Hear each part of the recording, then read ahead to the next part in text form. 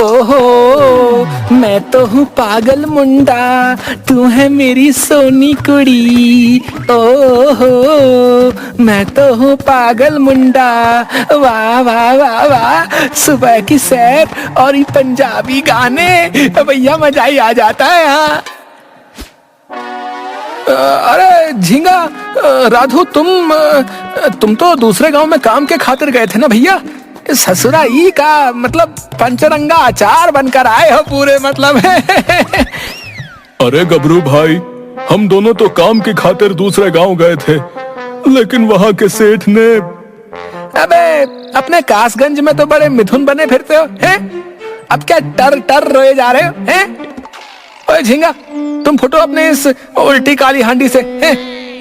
पड़ोस के गांव का सेठ वो कंजूस पंछी है और हम दोनों उसी के घर पर काम किया करते थे, लेकिन काम पर रखने से पहले उसने एक शर्त रखी थी।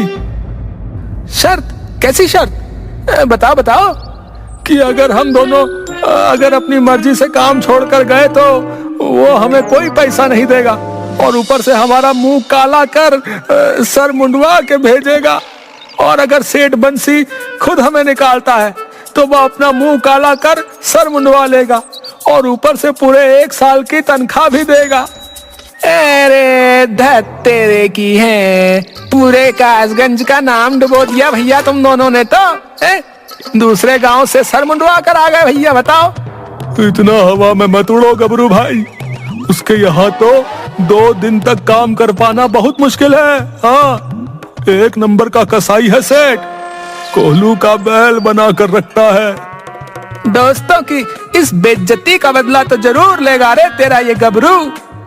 गबरू तू ठीक तो है ना भाई? तू रहने दे, पहले ही 2.5 फीट की हाइट है? सेठ तुझे बुरी तरह से घिस देगा भाई, खत्म हो जाएगा तू पूरी तरह। अबे चुप करो तुम लोग, है चुप। अब देखना ये छोटा पैकेट कैसे तुम्हारा बदला लेगा और कैसे बड़ा धमाका करेगा। बस किसी तरह उसके घर में काम के लिए अंदर एंट्री मिल जाए बस। आज पूरे 3 दिन हो गए हैं और नौकरों को गए हुए, मुझसे सारे घर का काम नहीं होता। अरे इतना क्यों चिल्लाती हो? सुन रहा हूँ, मैं बहरा थोड़ी हूँ। तुम फायदा तो सोचो, जब तक यहाँ काम किया 1 भी पैसा नहीं दिया मैंने उन्हें और सारे काम भी करवा लिए। वो तो आप बहुत बहादुरी का काम करते हो, सब जानती हूँ मैं, मुझे नौकर चाहिए बस। अब हाँ, देखते हैं अगर कोई मेरी शर्तों पर काम करने को राजी हुआ तो। उसके तुरंत बाद बंसी के घर के बाहर गबरू। अरे किसी को ताजे ताजे फ्रेश नौकर की जरूरत हो तो रख सकते हैं, हम नौकरी तलाश रहे हैं। 1 नंबर नौकर, गबरू नौकर, जिसको चाहिए जल्दी बताओ, नौकर रखो नौकर। अरे आपने सुना, बाहर कोई नौकरी की तलाश में घूम रहा है, जाओ जल्दी से। कमबख्त कहीं के, इतनी जल्दी से कहां से नौकर पैदा हो जाते हैं, देखता हूँ। बंसी गेट के पास जाकर इधर उधर देखता है, लेकिन नीचे कम हाइट का गबरू नजर नहीं आता। तुम्हारे कान फड़फड़ा रहे थे क्या? बाहर तो कोई नजर नहीं आ रहा। अरे क्या तुम बाबूराव की तरह इधर उधर झांक रहे हो भाई? अरे नीचे देखो नीचे, हम यहाँ खड़े हैं भैया। अरे आधे ही आए हो क्या यहाँ पे है? अरे आधे कहाँ रह गए भाई? ध्यान से देखिए सेठ जी, जो हूँ जैसा हूँ इतना ही हूँ, बाकी का तो धीरे धीरे दिख जाऊंगा। अच्छा, क्या क्या काम जानते हो और तुम्हारा नाम क्या है भाई? नाचीज को गबरू के नाम से जाना जाता है और हम झाड़ू पोछा, जानवरों की देखभाल, इंसानों की देखभाल और खाने में दाल भात सब जानते हैं। वो तो ठीक है, लेकिन मेरे यहाँ काम करने की एक शर्त है। अगर मंजूर हो तो काम शुरू करो, नहीं तो मेरा टाइम खोटी मत करो भैया। अरे सेठ जी, आप बताओ तो सही, जो भी शर्त है मुझे मंजूर है। बिना कुछ सुने ही मंजूर है। एक बार काम शुरू कर दिया तो अगर अपनी मर्जी से भागे तो तुम्हारा सर मुंडवा कर, मुंह काला करके, बिना किसी तनख्वाह के जाना होगा। और अगर आपने निकाल दिया तो? अभी एक पर्चा लिख कर रख लो। अगर शर्त के अनुसार मैं तुम्हें निकालता हूं तो पूरे 1 साल की तनख्वाह दूंगा और साथ में अपना सर मुंडवा कर मुंह काला भी कर देना। ये कही आपने सेठों वाली बात है। मुझे नौकरी मंजूर है। उसके बाद बंसी गबरू को लेकर घर के बाहर। सुनती हो? देखो तुम्हारा नौकर आ गया है। अरे ये किसका बच्चा आ गया है? हाँ, अरे भाग्यवान, ये बच्चा नहीं है, ये गबरू है। आज से नौकरी करेगा यहाँ, और वो भी शर्त के अनुसार। समझी? जी समझ गई, लेकिन ऐसा ना हो इसका काम हमें करना पड़े। सेठानी जी आप निश्चिंत रहिए, आज से सारे काम हम ही संभालेंगे। गबरू, तुम्हें हमारी रज्जो की सेवा में रहना है और हमारे बच्चों की देखभाल भी। इसके साथ साथ हमारे खेतों के काम भी करने होंगे। हाँ, बाकी सब घर के छोटे मोटे काम सब करूंगा सेठ जी, सब करूंगा। बड़े तसल्ली बख्श तरीके से करूंगा। अगले दिन सेठ बंसी अपनी बीवी और बेटे के साथ बैठा होता है। अरे गबरू कहाँ मर गया रे? आपने बुलाया और हम चले आए। जी सेठ जी बताइए, हुक्म कीजिए। अबे चक्की पांडे के फूफा है। अबे राजू को जोर से पोटी है, घर का संडास खराब है, इसको खेतों में हल्का करवा ला जा। जैसी आपकी इच्छा सेठ जी, अभी गया समझो। चलो राजू। राजू को साथ खेतों की तरफ ले जाते हुए और ले जाकर एक झाड़ी के पीछे पोटी करने बैठा दिया। इस कंजूस सेठ ने तो राजू को पोटी करवाने को कहा है, सूसू नहीं। कहीं ये कमबख्त सूसू ना कर दे।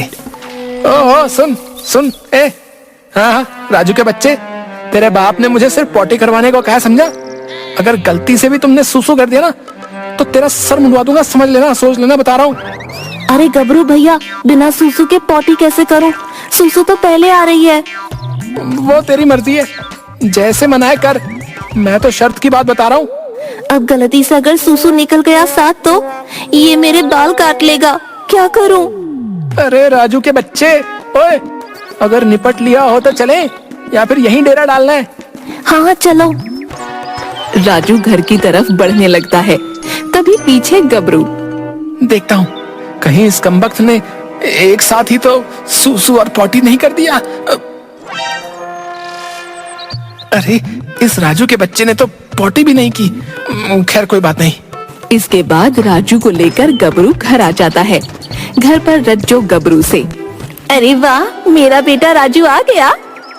अरे सेठानी जी, पूरी तसल्ली बख्श तरीके से करवा कर लाया हूँ, आप बेफिक्र रहिए। उसके बाद बंसी और राजू दोनों बिस्तर पर लेट जाते हैं और थोड़ी देर बाद बंसी को सोते हुए कुछ बदबू आती है और नाक पर हाथ रखते हुए वो उठ खड़ा होता है। अरे रज्जो, घर में कुछ जल रहा है क्या? मेरी तो नाक के बाल तक झुलस गए, इतनी गंदी बदबू आ रही है। बदबू तो मुझे भी बहुत आ रही है, इस राजू के बिस्तर से बदबू आ रही है। देखूं तो। चद्दर हटाकर देखा तो राजू ने पूरा बिस्तर गंदा कर रखा है। अरे कमबख्त, ये क्या किया? पूरा बिस्तर खराब कर दिया।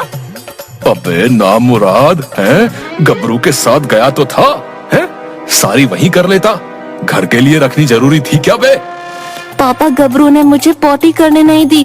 उसने कहा कि अगर मैंने पोटी के साथ सूसू किया तो मेरे बाल काट लेगा। इस गबरू की ये मजाल मेरे लाल को पोटी तक नहीं करने दी। आप अभी इसकी खबर लो। अबे गबरू, तेरी तो मैं। इधर आ। जी सेठ जी, बंदा हाजिर है, हुक्म कीजिए। हुक्म के बच्चे, तुमने राजू को पोटी नहीं करने दी। देख, उसने ये सब जगह रायता बिखेर दिया है। सरासर इल्जाम है सेठ जी। देखो तो, छी छी छी छी, रात की सारे कड़ी चावल बिस्तर पर लाकर रख दिए इस राजू ने तो। छी छी छी छी, मैं तो इसे पोटी करवाने लेकर गया था, इसने पोटी करी ही नहीं। इसमें भला मेरा क्या कसूर? राजू तो बता रहा था कि तुमने कहा कि पोटी करते हुए सूसू मत करना, वरना तेरा सर मुंडवा दूंगा। जी बिल्कुल सही फरमाया सेठ जी। अबे ढाई बिलांद के हैं कमक्ल, हैं? बिना सूसू किए पोटी भला कैसे करेगा वो? गलत बात है सेठ जी, बात पॉटी करवाने की हुई थी, ना कि सुसु की। आपको सुसु की बात पहले बतानी चाहिए थी। आपने जो हुक्म दिया था मैं भला उसे कैसे ना मानता। अबे बेवकूफ, दूर हो जा मेरी नजरों से। ऐसी बात है तो लो जी, दूर हो गए दूर। गबरू के जाने के बाद ये किस पागल को रख लिया नौकरी पे, भगाओ इसे यहाँ से।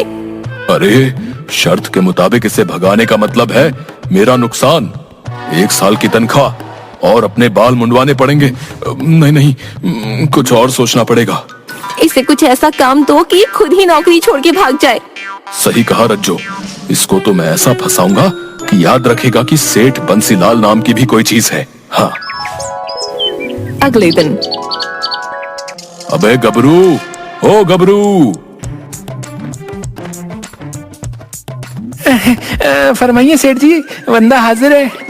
गबरू, एक टोकरा लो और उसमें क्यारी के लिए चिकनी मिट्टी ले आओ जंगल से। मैं काम से जा रहा हूँ। जी सेठ जी, जैसा आप कहें। आप तसल्ली बख्श तरीके से हो, आइए बाहर से। और हाँ, तुम्हारी सेठानी जैसा कहे ठीक वैसा ही करना, कोई शिकायत ना मिले। जी सेठ जी, आप बेफिक्र रहे हैं। उसके बाद गबरू टोकरा और एक कुदाल उठाकर खेतों की तरफ चलता है। ए साला, मैं तो साहब बन गया। साहब बन के और तन गया। गबरू, तू तो सच में कमाल का सिंगर है रे। चलते हुए बहुत ही दूर आ गए हैं, जंगल ठहरा बहुत दूर। ससुरा, यहीं से कंकड़ वाली मिट्टी ले जाता हूँ। गबरू ने वहाँ से मिट्टी भरी, लेकिन उससे टोकरी उठाई नहीं जा रही थी। जैसे तैसे करके उसने टोकरी सर पे उठा ली और घर पहुंचकर सेठानी के सर के पास रखकर, अरे सेठानी जी, मिट्टी ले आया हूँ, इसे कहाँ फेंकूं? अरे बेवकूफ, मेरे सर के पास आकर खड़ा हो गया। फेंक दे मेरे सर पे। अच्छा जी, ऐसा है तो लीजिए। हे भगवान, मार दिया इस बेवकूफ ने। तभी वहाँ बंसी आ जाता है। अरे रज्जो, क्या हुआ? यह चोट कैसे लगी? उस 1.5 फुटिए गबरू ने सर पे मिट्टी की टोकरी फेंक दी। अबे गबरू, गबरू। जी आया जनाब, बंदा हाजिर है। अबे गधे, है हमारी रज्जो का सर फोड़ दिया। अब इसकी मरहम पट्टी का भी खर्चा। ये क्या किया तुमने? आपकी आज्ञा का पालन सेठ जी। अबे गधे, मैंने कब कहा ऐसा करने को? आपने ही कहा था सेठ जी, जैसा सेठानी कहे बात माना करना। बस उन्होंने कहा सर पे मिट्टी फेंक दो, मैंने फेंक दी। हाय, किस पागल से पाला पड़ गया। वो तो मैंने गुस्से में कह दिया था। सेठ जी, मैं ठहरा मामूली नौकर, भला मेरी क्या मजाल कि मैं आपकी बात टाल सकूं। मैंने तो आपकी और सेठानी की बात ही मानी है, वरना मिला लो पर्चा। शर्त के अनुसार अगर मैंने कोई गलत काम किया तो निकाल दो मुझे। हाँ। अरे बस कर ना मुराद, बस कर। तुम तो गुस्सा हो गए। कोई बात नहीं, हल्की फुल्की चोट तो लगती रहती है ना? अगले दिन दोपहर में। अरे गबरू, कहाँ रह गया? गबरू। जी सेठानी जी, हुक्म कीजिए। सुन, ये घर पे नहीं है। देख जरा, चौपाल पे बैठे गप मार रहे होंगे। उनसे कहो कि घर में दाल चावल कुछ नहीं है, कुछ पैसे दे दे राशन के लिए। अभी गया सेठानी जी। चौपाल पे सेठ बंसी और 2 लोग बैठे गप में लड़ा रहे थे। अरे सेठ जी, घर में दाल चावल सब खत्म है। आप कैसे कंजूस आदमी हो? जल्दी से पैसे निकालो, बाजार से सामान लाना है। अबे गधे, हैं? इसमें चिल्ला चिल्ला कर कहने की क्या बात है? आराम से मेरे कानों में भी तो बता सकता है ना? है? सारे गांव में इज्जत का फलूदा निकाल रहा है कमबख्त कहीं का। 4 आदमियों के सामने धीरे बोला कर। ये पकड़ पैसे और जा यहाँ से। आता हूँ कुछ देर में, चल जा। जैसा आप कहें सेठ जी, अगली बार बिल्कुल नहीं चिल्लाऊंगा, बिल्कुल धीरे से बात करूंगा। हाँ।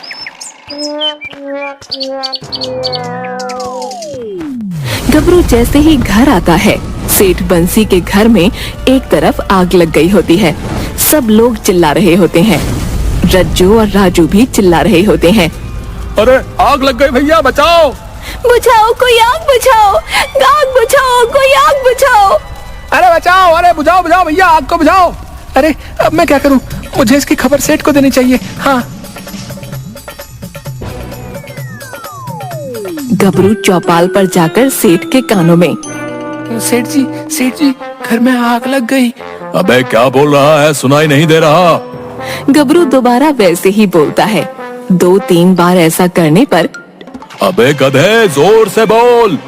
सेठ जी घर में आग लग गई है। अबे क्या, घर में आग? बेवकूफ, जोर से नहीं बोल सकता था। सेठ जी आपकी बात मान रहा था, आपने ही कहा था 4 आदमियों के सामने धीरे बोला करो, अगर मैं गलत हूं तो मिला लो पर्चा। सेठ परेशान होकर सर पे हाथ रखता है।